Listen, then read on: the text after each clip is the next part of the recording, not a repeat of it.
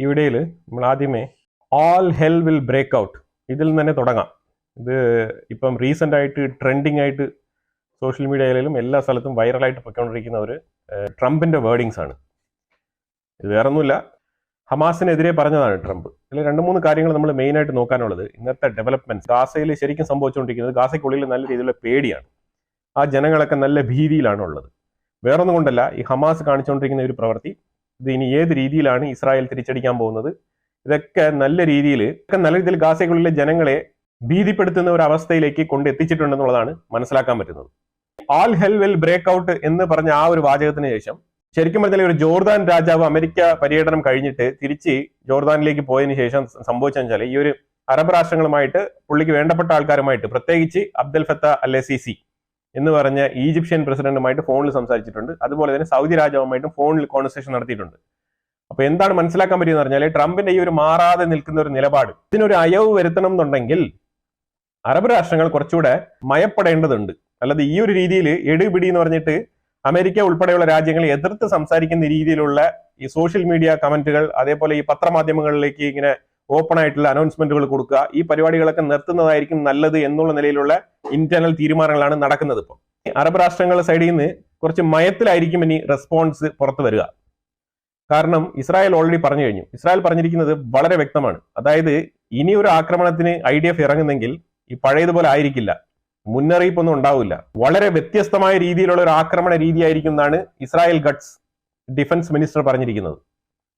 അത് കൂടാഞ്ഞിട്ട് ഗാസയുടെ ബോർഡറുകളിൽ തന്നെ IDF-നെ ഡിപ്ലോയ് ചെയ്ത് നിർത്തിയിട്ടുണ്ട്.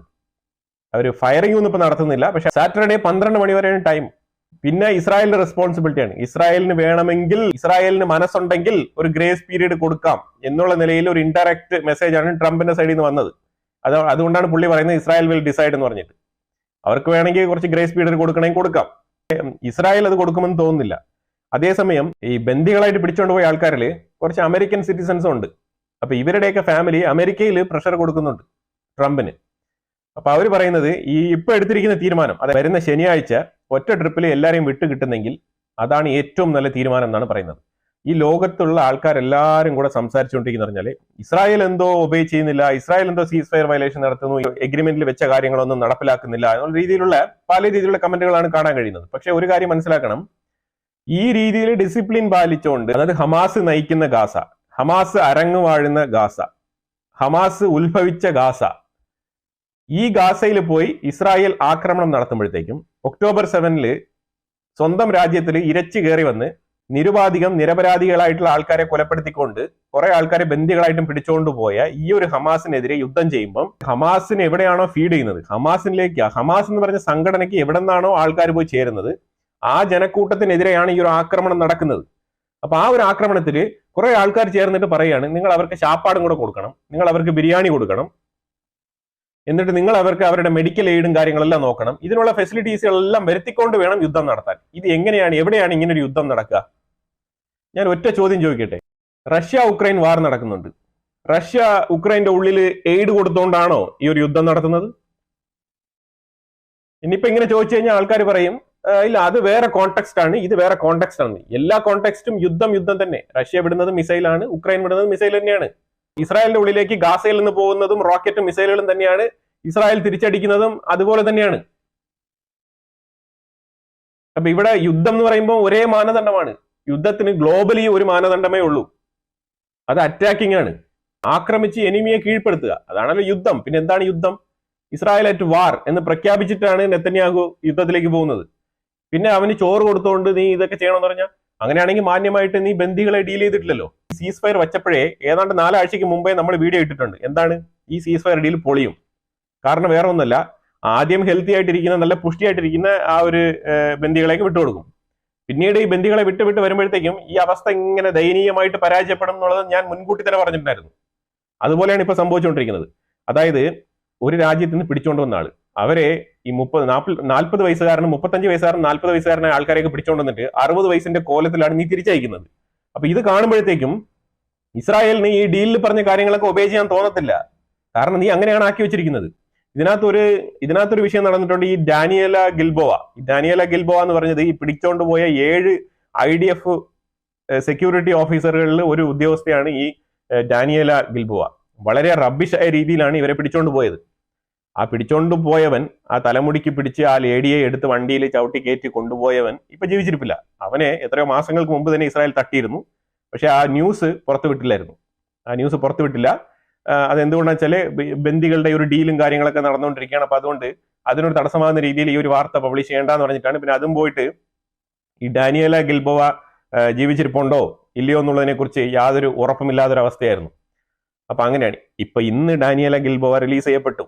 4 IDF ഉദ്യോഗസ്ഥരെ വിട്ട സമയത്ത് ഈ ഡാനിയേല ഗിൽബോവ അതിൽ ഒരു വ്യക്തിയായിരുന്നു. ഇന്ന് ഡാനിയേല ഗിൽബോവയുടെ മദർ ഞെട്ടിപ്പിക്കുന്ന വെളിപ്പെടുത്തലാണ്. കഴിഞ്ഞ സെപ്റ്റംബറിൽ ഈ ഹമാസ് ഒരു ആരോപണം ഉന്നയിച്ചു. അതായത് ഡാനിയേല ഗിൽബോവ IDFന്റെ ആക്രമണത്തിൽ കൊല്ലപ്പെട്ടു എന്നുള്ള ഒരു ഫേക്ക് ന്യൂസ്. അത് തന്നെയാണ് അവർ പറഞ്ഞു പരത്തിയത്. എന്നിട്ട് ഇവന്മാര് പോയി ഈ ഒരു ലേഡിയെ ബ്രൂട്ടലി ഇവന്മാര് മാനസികമായും ശാരീരികമായും എല്ലാം പീഡിപ്പിച്ച ലെവലിലാണ് ഇന്ന് വാർത്തകൾ പുറത്തു വരുന്നത്. അതിന് ഇവന്മാർ ചെയ്ത പരിപാടികൾ എന്ന് പറഞ്ഞു കഴിഞ്ഞാൽ ഇവന്മാർ പോയിട്ട് ഈ ഒരു ലേഡി എടുത്ത് പറഞ്ഞെന്ന് ഒരു സ്റ്റെപ്പിൽ കയറ്റി നിർത്തിയിട്ട് പറഞ്ഞത്രേ, ക്യാമറയും കൊണ്ട് ഒരുത്തൻ വരുന്നു, എന്നിട്ട് പറയാണ് നിങ്ങൾ സ്വന്തമായിട്ട് തന്നെ മരിക്കണം, സ്വയമേ മരിക്കുകയും ചെയ്യണം, അത് വീഡിയോ പകർത്തിയിട്ട് വേണം അത് ചെയ്യാൻ. ഈ രീതിയിൽ മാനസിക പീഡനം. ഇസ്രായേൽ ഈ ഒരു ഡാനിയേല ഗിൽബോവയുടെ ഫുൾ ഡീറ്റെയിൽസ് വേണം എന്ന് പറഞ്ഞ് ചോദിച്ചപ്പോഴത്തേക്കും നിങ്ങൾ ഇവർ കൊല്ലപ്പെട്ടു എന്നല്ലേ പറയുന്നത്, എന്നാൽ പിന്നെ അവരുടെ ബോഡി എവിടെ, അവരുടെ എന്താണ് അതിന്റെ രേഖകൾ എന്ന് ചോദിച്ചപ്പോഴത്തേക്കും അതിന്റെ രേഖ ഉണ്ടാക്കിയവന്മാർ. എന്താണ് രേഖ ഉണ്ടാക്കിയെന്ന് അറിയാമോ?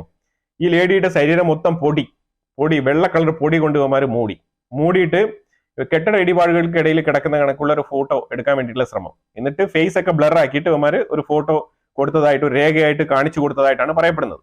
ആ രീതിയിലാണ് വാർത്ത വന്നിരിക്കുന്നത്. അപ്പൊ ഇമാതിരിയുള്ള ഉഡായ്പ വേലകൾ ഇവന്മാരെയാണ് നമ്മുടെ മലയാളി ഹമാസ് ദിവസം ഇരുന്ന് വെളുപ്പിക്കുന്നത്. എന്താണ്? ധീരരാണ്, പോരാളികളാണ്, ഭയങ്കരമായിട്ടുള്ള ആവേശത്തിലാണ് അവിടെ കാര്യങ്ങളൊക്കെ അവതരിപ്പിക്കുന്നത് മലയാളി ഹമാസ് ചാനലിൽ.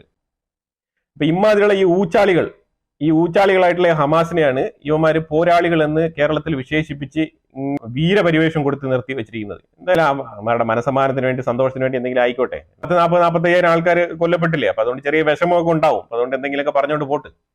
ഇപ്പൊ ട്രംപിന്റെ സ്റ്റേറ്റ്മെന്റ് കൊണ്ട് എന്താണ് ഇപ്പൊ ഒരു ഗുണം എന്ന് പറഞ്ഞാൽ, ട്രംപിന്റെ സ്റ്റേറ്റ്മെന്റ് കൊണ്ട് ഇപ്പൊ സംഭവിച്ചിരിക്കുന്നത് അറബ് രാഷ്ട്രങ്ങൾ തന്നെ ഹമാസിനെ പ്രഷർ ചെയ്ത് ഈ ഒരു എക്സിസ്റ്റിംഗ് ആയിട്ടുള്ള ഒരു ഡീൽ കണ്ടിന്യൂ ചെയ്ത് കൊണ്ടുപോകാനുള്ള ഒരു സാഹചര്യത്തിന് വഴിയൊരുക്കുമെന്നാണ് മനസ്സിലാക്കാൻ പറ്റുന്നത്.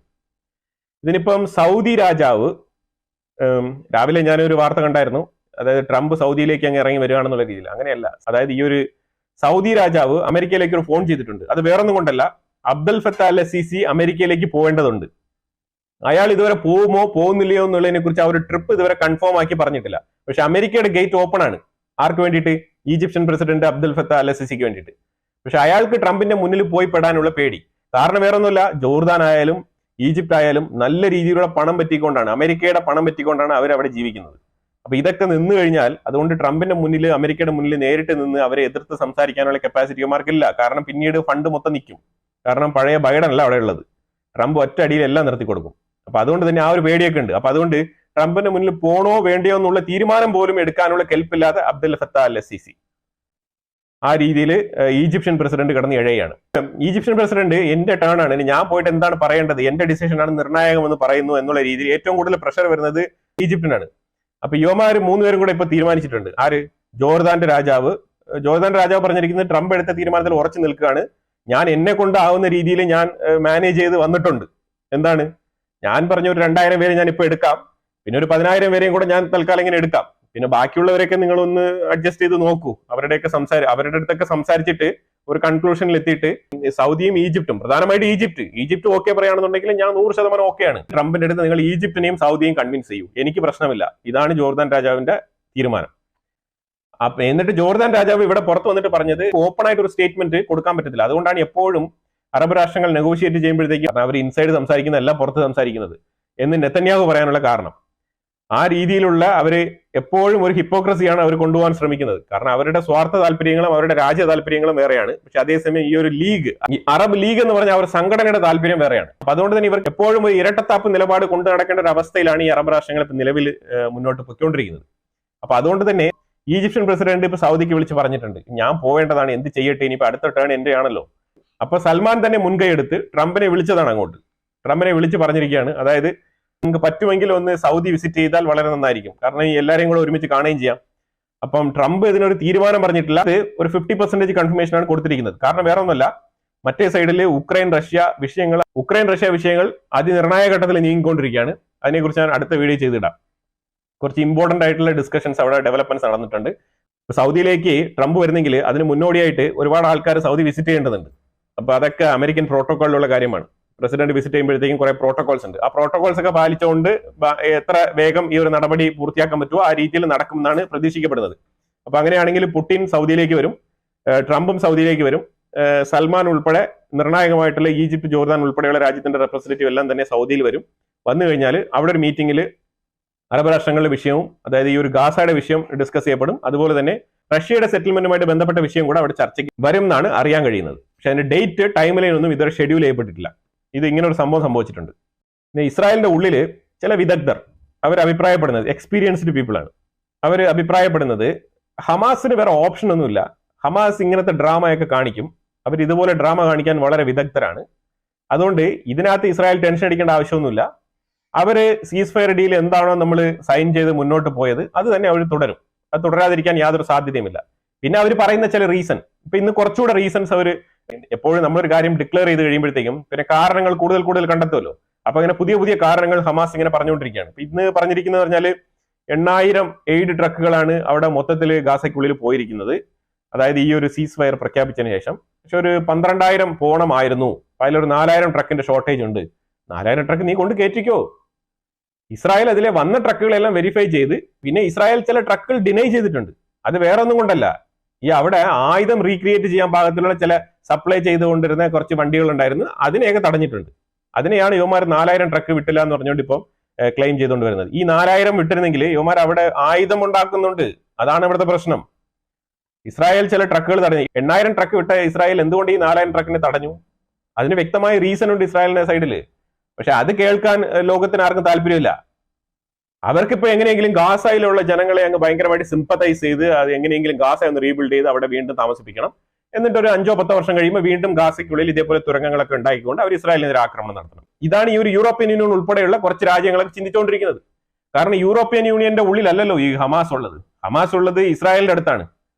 അപ്പൊ അതാണ്, അപ്പൊ ഇസ്രായേലിന് കൊള്ളും, യൂറോപ്യൻ യൂണിയൻ ഇത് കൊള്ളേണ്ട കാര്യമില്ല. അവർ വേണമെങ്കിൽ പൊതുമേടയിൽ നിന്നുകൊണ്ട് ഹ്യൂമാനിറ്റേറിയൻ കൺസേൺ, മാനവികത, മനുഷ്യന്മാരുടെ ബുദ്ധിമുട്ട്, പാലസ്തീനികളുടെ സ്നേഹം എന്നുള്ള രീതിയിലൊക്കെ അവരുടെ സ്വന്തം സോവറിയൻ ലാൻഡ് എന്നൊക്കെ പറഞ്ഞുകൊണ്ട് ഇങ്ങനെ പ്രസംഗം നടത്താം. പക്ഷെ ഈ അനുഭവിക്കുന്നത് പിന്നെ ഇന്ത്യ കശ്മീരിൽ അനുഭവിച്ചുകൊണ്ടിരിക്കുന്നില്ലേ, അതുപോലത്തെ അനുഭവം അവിടെ അനുഭവിച്ചുകൊണ്ടിരിക്കുന്നത് ഇസ്രായേലാണ്. അപ്പൊ അതുകൊണ്ട് അത് കൊള്ളുന്നവനെ അത് മനസ്സിലാവുള്ളൂ. യൂറോപ്പ് വിഷമിക്കണ്ട, യൂറോപ്പിന് കിട്ടേണ്ടത് കിട്ടിക്കോളും. എണ്ണി പറഞ്ഞ 2 വർഷത്തിനുള്ളിൽ ജർമ്മനിയിൽ തന്നെ പല അട്ടിമറികൾ നടക്കുമെന്നാണ് പ്രതീക്ഷിക്കുന്നത്. കാരണം അത്രമാത്രം അവിടെ ഇൻഫിൽട്രേറ്റഡ് ആണ്, അത്രമാത്രം നുഴഞ്ഞു കയറിയിട്ടുണ്ട് എന്നുള്ളതാണ് വസ്തുതാപരമായിട്ടുള്ള കാര്യം. ഹമാസിനെ കൺസിഡർ ചെയ്യേണ്ട ആവശ്യമില്ല. അവർ സാറ്റർഡേ വരെ ചെറിയ പ്രഷറൊക്കെ തരും. സാറ്റർഡേ കൃത്യമായിട്ട് അവർ തീരുമാനം എടുത്ത് ബന്ദികളെ വിട്ടയച്ചോളും. നമ്മൾ കൂടുതൽ ഇറാന്റെ സൈഡിലേക്ക് ഫോക്കസ് ചെയ്യാമെന്നാണ് പറഞ്ഞിരിക്കുന്നത്. അതായത് ഇറാന്റെ ന്യൂക്ലിയർ സൈറ്റുകൾ അറ്റാക്ക് ചെയ്യുന്നതുമായിട്ടുള്ള കാര്യങ്ങളുമായിട്ട് മുന്നോട്ട് പോവാം എന്നുള്ള ഒരു ഡീപ്പ് ഡിസ്കഷനാണ് ഇസ്രായേലിന്റെ ഉള്ളിൽ നടക്കുന്നത്. വാൾ സ്ട്രീറ്റ് ജേർണൽ റിപ്പോർട്ട് ചെയ്തിരിക്കുന്നത് നെക്സ്റ്റ് 6 മന്ത്സിനുള്ളിൽ നിർണായകമായ ചില ആക്രമണങ്ങൾ 1, 2 അതിൽ കൂടുതലോ ആക്രമണങ്ങൾ ഇസ്രായേൽ ഇറാന്റെ ഉള്ളിൽ നടത്താൻ സാധ്യതയുണ്ട് എന്നുള്ളതാണ് വാൾ സ്ട്രീറ്റ് ജേർണൽ റിപ്പോർട്ട് ചെയ്തിരിക്കുന്നത്. അപ്പൊ കൃത്യമായിട്ട് കൊടുക്കേണ്ട സമയത്ത് ഇറാനുള്ള പണി കൊടുക്കും. ഇറാനെ ഒരിക്കലും ഒരു ന്യൂക്ലിയർ പവർ രാജ്യമായിട്ട് മിഡിൽ ഈസ്റ്റ് മേഖലയിൽ മാറാൻ ഇസ്രായേൽ സമ്മതിക്കില്ല. അത് 100% നിങ്ങൾ ഉറപ്പിച്ചോ. ഇനി അമേരിക്ക ന്യൂക്ലിയർ ഡീൽ സൈൻ ചെയ്താലും ശരി, അമേരിക്കൻ ന്യൂക്ലിയർ ഡീൽ സൈൻ ചെയ്തില്ലെങ്കിലും ശരി, ഇസ്രായേൽ സൈലന്റ് ആയിട്ട് ഇത് ചെയ്യും. ഇനി ഇസ്രായേൽ ഓപ്പൺ ആയിട്ട് ഇത് ചെയ്യുന്നില്ല എന്നുണ്ടെങ്കിൽ മൊസാദിനെ വെച്ച് ചെയ്തിരിക്കും, രഹസ്യ അന്വേഷണ ഏജൻസിയെ വെച്ചെങ്കിലും ചെയ്തിരിക്കും. ഒന്നുമില്ലെങ്കിൽ അവരുടെ നാട്ടിലുള്ള സ്പൈ ഏജൻസിനെ വെച്ച് തന്നെ രഹസ്യമായിട്ട് അവിടെ തീയിട്ട് നശിപ്പിക്കുന്ന പല എക്സാമ്പിളും ഇതിനു മുമ്പ് ഇസ്രായേൽ കാണിച്ചിട്ടുണ്ട്. ഒച്ചത്തിൽ കരഞ്ഞ സൗണ്ട് പുറത്തു വെക്കുമല്ലോ. അപ്പൊ അതുകൊണ്ട് വായൊക്കെ പൊത്തിപ്പിടിച്ചാണ് ഇറാൻ കരഞ്ഞുകൊണ്ടിരിക്കുന്നത്. കാര്യം വേറെ ഒന്നുമില്ല, അവർ എത്ര ശ്രമിച്ചാലും അവരെ കൊണ്ട് സാധിക്കുന്നില്ല എന്നുള്ളതാണ്.